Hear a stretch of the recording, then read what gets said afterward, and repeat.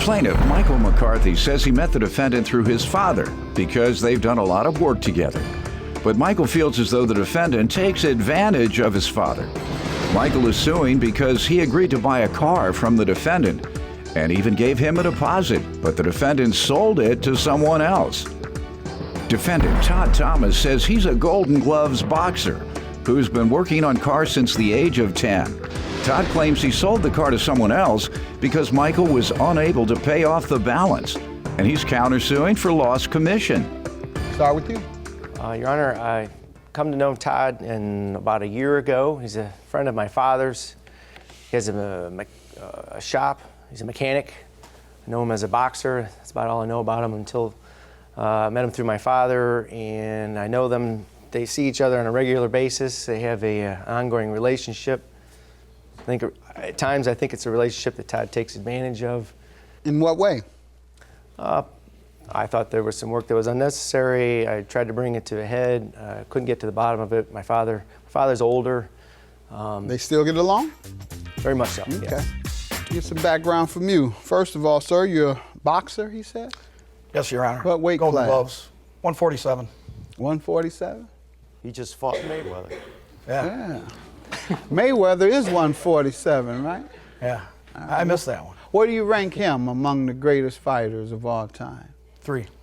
3? Yeah. Who do you have as the #1 boxer of all time? You might not like this, but Mr. Hearns. What do you mean I might not like it? Tommy is a good friend of mine. We're from Detroit. We go fishing together. Well, that's awesome, then. Honestly. You should like that. Yeah.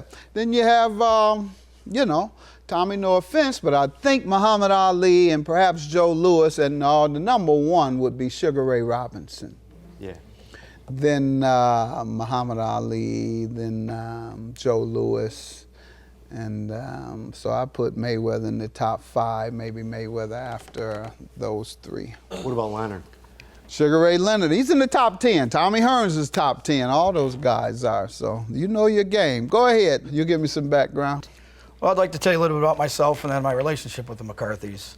I've known his father for quite some time. I've been doing automotive all my life. I mean, my neighbor had race cars. I've been around cars since I was 10 years old. I've ran auto shops all my life. I like to take care of people. I like to take care of their cars. When he comes in with this taking advantage of his dad, let's talk about taking advantage. He had a car at my shop for 8 months, okay? Every time he comes to give me a down payment, his debit or credit card won't go through. So, then he gives me a check and I put it in the bank and pray to God it don't bounce. Luckily, they've all cleared on the check side. So this car sits there for 8 months. So. What reason did he tell you he wanted to leave it there for 8 months? I think it's a parking issue and a money issue. He had no place to park it and he didn't have any money to pay for it. Did he first bring it to you to have it repaired? Oh, I did repair it. Repairing what? I was waiting for him to pay for it. What? We did some wiring. I guess the car, it was at another shop and caught on fire. See there? And that car was... There you go. Typical insurance job. Go ahead. Go, you burn it up and take it to the chop shop and they get whatever's left. Yep. Go ahead.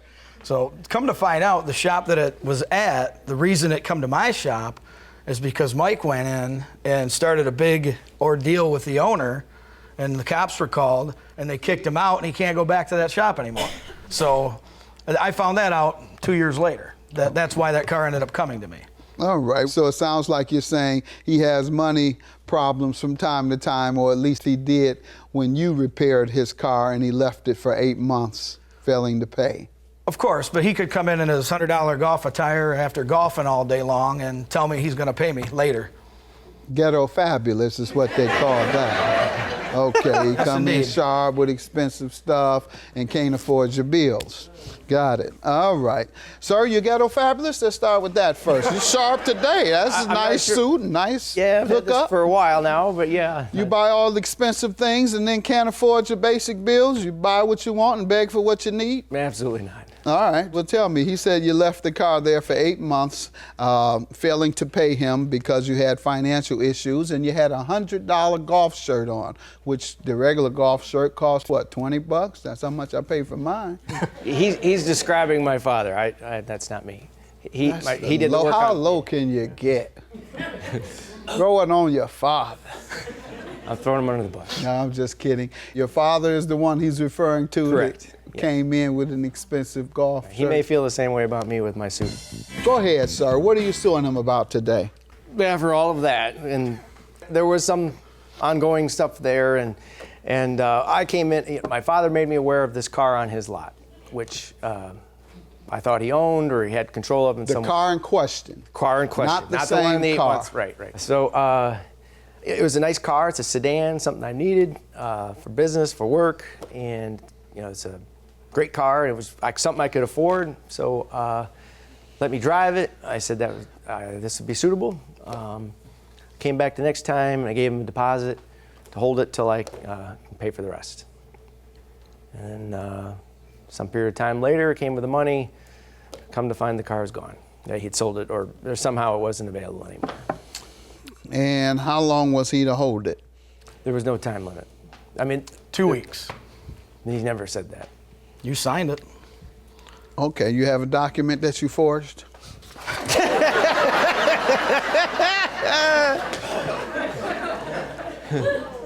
All right, sir, he presents me with a document that he says you agreed to pay the balance in 2 weeks. You put down $600.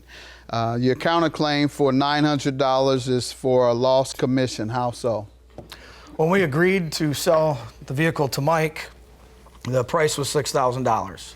I since then had 3 different offers in the time that he was trying to get his money, because he was bringing people in and out of the shop to look at the car to try to get a loan from, and he couldn't come up with the money.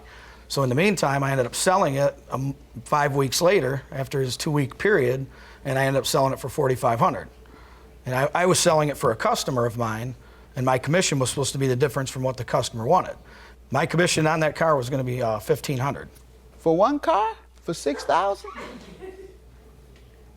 What percentage is that? A good one, because I repaired it. So you don't even know what the percentage was? It was the agreement I had with the customer. We just set a solid number as to when I sold the car, what I was supposed to get. What was your commission when you sold it? When I actually sold it? Yes. My commission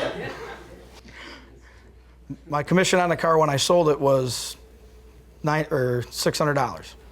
The $900 that you were about to say, you were confused? Huh?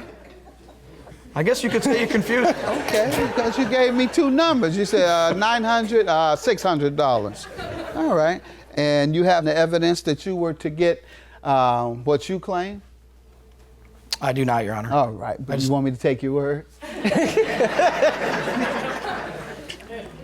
Sir, he shows me once again the document indicating that balance was to be paid in 2 weeks.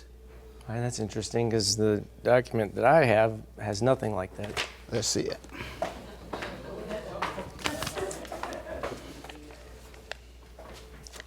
Exact same signatures. The only thing missing on yours is balance to be paid in 2 weeks, which is the crux of the case today, which it appears you wrote in. Have a good day. Judgment for the plaintiff, yours is dismissed. You tried to defraud me. Have a good day. I'm just glad it's over with and we don't have anything to squabble over anymore. Well, At least with me. You can go on with my dad forever. Yep. That's all you. You got me. You won't ever come back to my shop.